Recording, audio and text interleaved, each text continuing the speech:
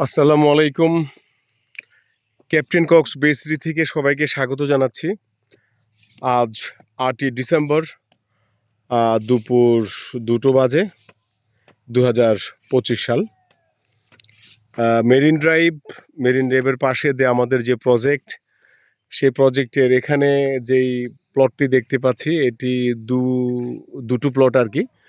এবং এই প্লটের যে ওনার, উনি একজন পরমাণু বিজ্ঞানী, এখন আমেরিকার প্রবাসী।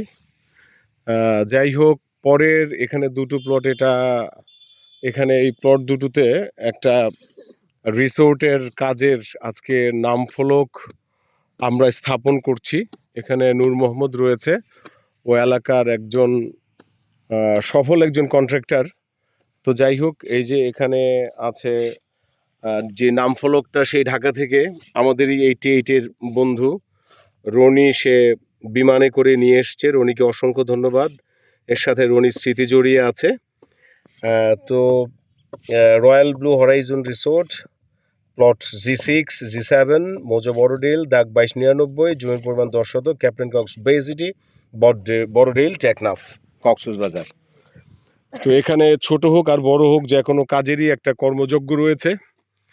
এখানে বালি বানানো হচ্ছে এবং এই নাম ফলকটা স্থাপন করার জন্যে ওইখানে আমাদের কিছু ইট এবং বালি ছিল, ওগুলো নিয়ে আসা হয়েছে এবং এখানে মাটি কাটা হচ্ছে।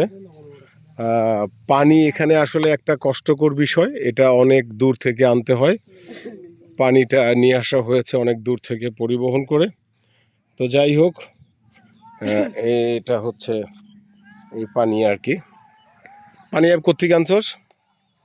ওই যে মেরিন ড্রাইভের থেকে না? হ্যাঁ হ্যাঁ, সেই মেরিন ড্রাইভের পাশে একটা গর্ত আছে।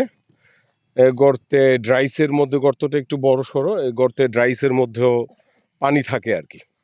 তো ওখান থেকে পানিটা নিয়ে আসা হয়েছে।